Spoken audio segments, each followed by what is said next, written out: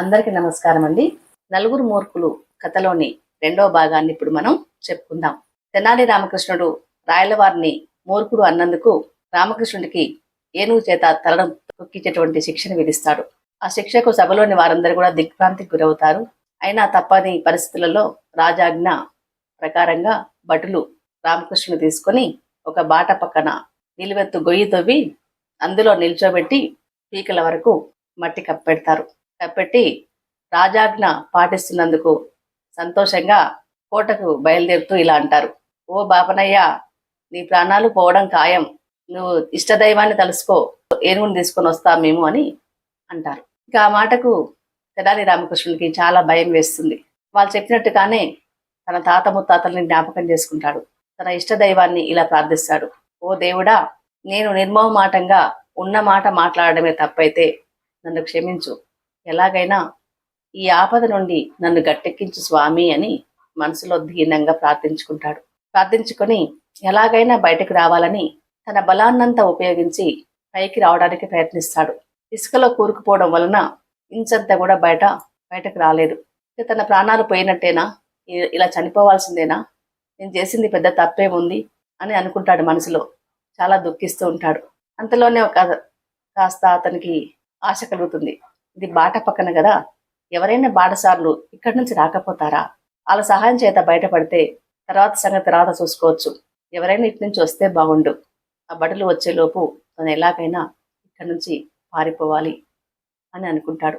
అలా ఎదురు చూస్తూ ఉండగానే ఒక అతను వస్తున్నాడు. అది సాయంకాల సమయము. సాకిరేవు నుంచి సాకలి వాళ్ళు ఒక్కరొక్కరుగా పట్టణం వైపు బయలుదేరుతున్నారు.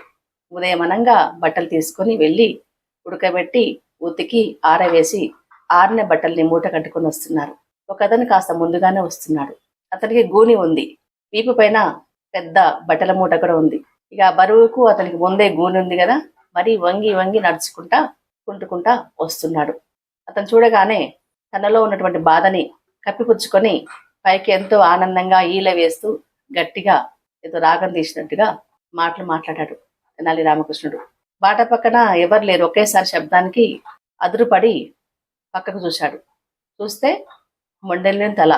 ఇక చాలా భయం వేసింది అతనికి. వామ్మో అన్నాడు గట్టి. అనగానే తెనాలి రామకృష్ణుడు: ఓ పెద్దాయనా, నేను దయ్యాన్ని అనుకుంటివా భూతాన్ని అనుకుంటివా?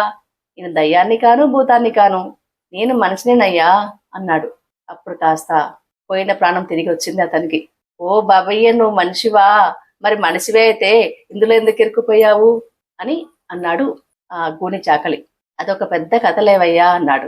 అదేడు చెప్పకూడదా నాకు అన్నాడు గూని చాకలి. అదేనయ్యా, నీకు మాదిరిగానే నాకు ఒక పెద్ద గూని ఉండేది. చిన్నప్పటి నుంచి ఎన్నో అవమానాలకు గురయ్యాను. ఎలాగైనా నా గూని పోగొట్టుకోవాలని ఎన్నో ఆసుపత్రులు తిరిగాను. డాక్టర్లను కలిశాను. ఎవరు బాగా చేయలేదు. ఇలా అయితే కాదని నేను హిమాలయాలకు వెళ్ళాను. అక్కడ ఒక సాధువు గారు నాకు ఏం చెప్పారంటే, నీ గూని పోవడానికి ఇంత దూరం రావాల్సిన అవసరం లేదు, ఏ మందులు మాకులు వాడవలసిన అవసరమూ లేదు. మీ ఊర్లోనే ఒక పెద్ద గొయ్యి తవ్వుకొని అందులో ఉండి పైనంగా మట్టి కప్పెట్టుకో పీకల వరకు. అలా రోజు 4 గంటల చొప్పున ఒక వారం రోజులు అందులో కూరుకుపోయి ఉన్నావంటే గూని మొత్తం పోద్ది అని చెప్పాడు. ఆ ప్రకారంగానే నేను ఇప్పటికీ 6 రోజుల నుంచి ఇందులోనే కూరుకుపోయి ఉంటున్నాను 4 గంటల పాటు. కొద్దిసేపు అయితే నా స్నేహితులు వచ్చి తీస్తారు. 4 గంటలు కావస్తుంది. ఓ అవునా, నిజంగా పోతుందా గూని అన్నాడు ఆ గూని చాకలి. సందేహం ఎందుకు, నన్ను బయటకు తీయవయ్యా, తెలిసిపోతుంది నీకు. నేను 5 రోజులు అప్పటికి చాలా పోయింది, ఇప్పుడు దాదాపు ఇంకెక్కువనే పోయి ఉండొచ్చు. ఇదేదో బాగానే ఉందని ఆ బట్టల మూట పక్కన పెట్టి ఆ గూని చాకలి ఆ మట్టి అంతా పైకి తీసి తెనాలి రామకృష్ణుని చెయ్యి అందించి పైకి తీశాడు.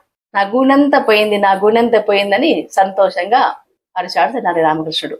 నిజమేనయ్యా, నీ గూని మొత్తం పోయింది బాబయ్యా, నన్ను కూడా ఇందులో దించరారా కాస్త, నా గూని పోతుంది కదా అన్నాడు. దానికేమయ్యా, నేను దించుతాను, దిగి ఇంట్లో ఉండు, నేను ఒక 4 గంటల తర్వాత వచ్చి మళ్ళీ తీస్తాను. ప్రతిరోజు నేను ఇందులో దిగబెట్టి ఆ 4 గంటలు పూర్తి కాగానే మళ్ళీ నేను తీస్తాను అని అన్నాడు. అలాగే ఆ గూని చాకల్ని అందులో దింపి పీకల వరకు మట్టిని కప్పెట్టి తెనాలి రామకృష్ణుడు చక్కగా పారిపోయాడు. అలా కొద్దిసేపు సమయం గడిచిన తర్వాత ఈ గూని చాకలికి చాలా సంతోషం వేస్తుంది. చిన్నప్పటి నుంచి చాలా బాధలు పడ్డాడు కదా, ఆ గూని ఉండడం వల్ల అందరూ గూని గూని అని పిలిచేవారు అనమాట. ఇక నా గూని పోతుందని అతను కూడా కూడి రాగాలు తీస్తూ ఈలాలు వేస్తూ ఉన్నాడు. ఆ సాకిరేవి నుంచి అతని బంధువులు అటు నుంచే వస్తున్నారు. అది గమనించి ఏంది మన గూనియోడు ఇందులో ఉన్నాడని చెప్పేసి దగ్గరికి వెళ్ళి, నీకేం మాయారోగం వచ్చిందిరా, నువ్వే ఇందులో ఎట్లా ఇరుకపోయావు, నిన్ను ఎవరు దించారు ఇందులోకి అని అన్నారు. ఒక గూనె అతనికి ఇందులో ఉంటే గూని మొత్తం పోయింది, అతనే దించాడు, నా గూని కూడా పోతుంది అన్నాడు. ఓరి తిక్కలోడా, పిచ్చి మాలోకం, ఆ మనిషికి రాయలోరు శిక్షేశారురా, నిన్ను ఇందులో ఇరకబెట్టి అతను పారిపోయాడు. కొద్దిసేపు అయితే బట్టలు వచ్చి నిన్ను ఏనుగు చేత నీ తలకాయ దొక్కిస్తారు, నీ ప్రాణం బొద్ది అని తల ఒక చెయ్యేసి అతన్ని బయటికి తీశారు. బయటికి తీసి మళ్ళా వాళ్ళు వస్తారేమో భటులని భయంతో అందరు గబాగా వెళ్ళిపోయారు. తర్వాత ఇతనికి అనిపించింది, నా వల్లనే ఆ తెనాలి రామకృష్ణుడు తప్పించుకొని పోయాడు, నేను ఇలా వదిలేస్తే ఈ తప్పించుకుపోయిన విషయం తెలుస్తుంది. ఎలా తప్పించుకుపోయాడంటే కారణం నేనే అవుతాను, మళ్ళీ శిక్ష నాకు పడుతుందని ఆ మట్టి అంతా గబా గబా గుయ్యను గుడిపి పైన ఒక పాత బట్టల మూటని తలకాయలాగా తయారు చేసి పెట్టాడు. పెట్టేసి వెళ్ళిపోయాడు తాను కూడా. అప్పటికి మసక చీకటి కావస్తూ ఉంది.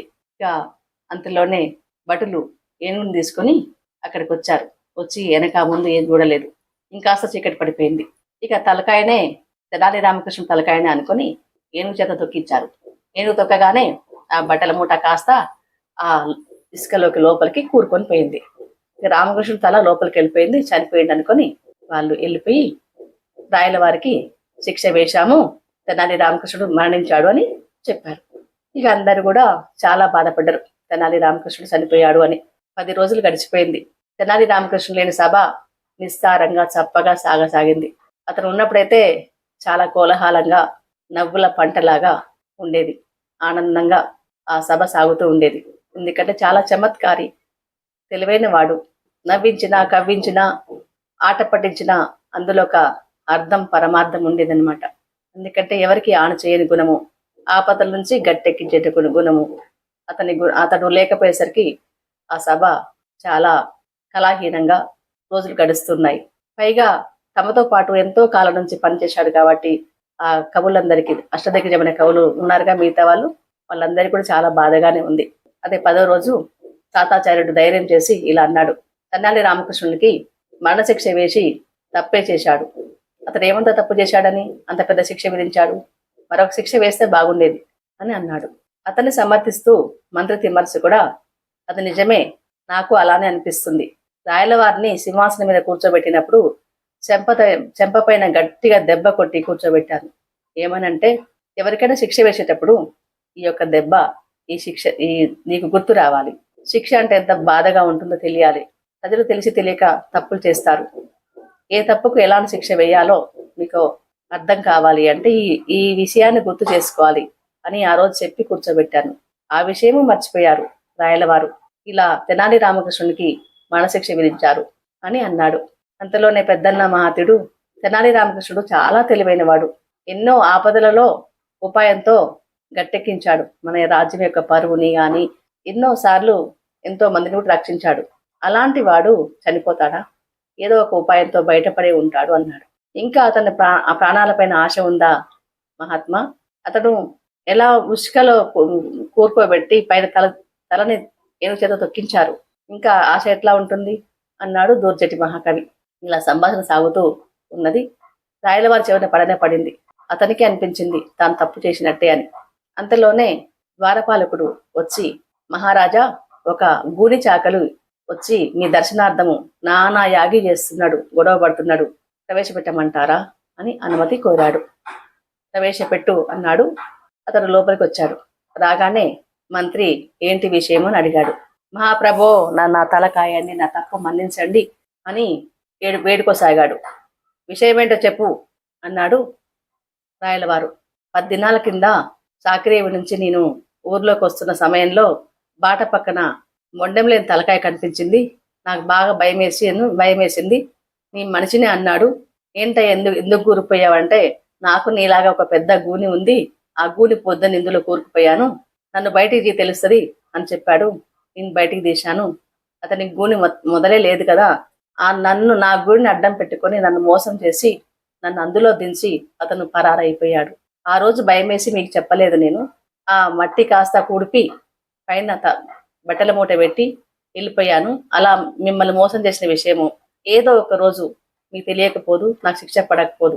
ఏదేమైనా నా గూరిని అడ్డం పెట్టుకొని నన్ను అవమానించి శిక్ష తప్పించుకున్నాడు, అతన్ని శిక్షించాలి అని వేడుకున్నాడు. సభలోని వారంతా చాలా ఆనందంగా ఉన్నారు. ఎందుకంటే తెనాలి రామకృష్ణుడు బతికాడు అన్నటువంటి ఆనందం అందరికి కలిగింది, రాయల వారికి కలిగింది.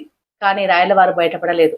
ఎందుకంటే తాను వేసిన శిక్ష ఈ విధంగా అమలు కాకుండా ఎంత ఈజీగా తప్పించుకున్నాడు తెనాలి రామకృష్ణుడు అని తెలిస్తే ప్రజలలో శాసనం అంటే, రాజశాసనం అంటే భయం లేకుండా పోతుంది, రాజుగారంటే భయపడకుండా ఉంటారు. అలా అయితే బాగోదని అనుకుంటున్నాడు. అనుకొని గంభీరంగా ఉన్నాడు, మనసులో సంతోషం ఉన్నా కూడా. వెంటనే భటుల్ని పిలిచి, మీరు తెనాలి రామకృష్ణుని పట్టి బంధించి తీసుకురండి అని ఆజ్ఞాపించాడు. ఆ ఆజ్ఞ ప్రకారంగానే ఆ భటులు వెళ్ళి తెనాలి రామకృష్ణుని తీసుకుని వచ్చారు. అతను సభలోని వారికి, మహారాజుకి ముఖం చూయించలేక తన పైన ఉన్నటువంటి శాల్వాని ముఖం నిండా కప్పుకున్నాడు. అతని పైన ఆ గుడ్డని తీసేయండి పక్కకు అని మరోసారి గట్టిగా అన్నాడు రాయలవారు. భటులు అలాగే అతని పైన ఉన్నటువంటి ముఖం పైన ఉన్న గుడ్డని తీసేశారు. నేల తల వంచుకొని నిల్చున్నాడు తెనాలి రామకృష్ణుడు. ఇతన్ని తెలుసా అడిగాడు రాయలవారు. తెలుసు మహాప్రభో అన్నాడు తెనాలి రామకృష్ణుడు. నీకు వేసిన శిక్షను నువ్వు అనుభవించకుండా అమాయకుడైన ఇతన్ని అందులో ఇరికించి వెళ్తావా? నిజంగా శిక్ష అమలై ఉంటే అతని ప్రాణం పోతే ఏంటి పరిస్థితి అని అన్నాడు. ముందుగానే అనుకున్నాను మహారాజా, చాకిరే నుండి అతని బంధువులు ఆ సమయానికి వస్తారు, తప్పకుండా తీస్తారని అది ఊహించి నేను అలా వెళ్ళానే కానీ అతన్ని అందులో ఇరికించి నేను వెళ్ళలేదు అని అన్నాడు. మరింత గద్దించాడు రాయలవారు. నువ్వు అనుకున్నట్టు జరుగుతుందా ఏంటి? ఒకవేళ పొరపాటున అలా ముందే బట్టలు వచ్చి తొక్కిస్తే పరిస్థితి ఏంటి అని మళ్ళీ గద్దించాడు. అంతలోనే మంత్రి తిమ్మర్సు కల్పించుకొని, మహారాజా ఇప్పటికైనా తెనాలి రామకృష్ణుని క్షమించండి, అయిందేదో అయిపోయింది అని అన్నాడు నెమ్మదిగా. ఇక అప్పుడు కాస్త శాంతించి, సరే నీ ముఖం నాకు చూపించకు, వెళ్ళి ఇక్కడి నుంచి అని గద్దించాడు రాయలవారు. బతుకు జీవడా అని తెనాలి రామకృష్ణుడు గబగబా ఇంటికి వెళ్ళిపోయాడు. సభలోని వారంతా సంతోషంగా ఊపిరి పీల్చుకున్నారు, తెనాలి రామకృష్ణుడు బతికాడు అని. మరి తెనాలి రామకృష్ణుడి పునఃప్రవేశము ఎప్పుడు ఆ సభలోనికి, ఏ కారణంగా అతను వస్తాడో మనం 3వ భాగంలో తెలుసుకుందాం. అంతవరకు సెలవు.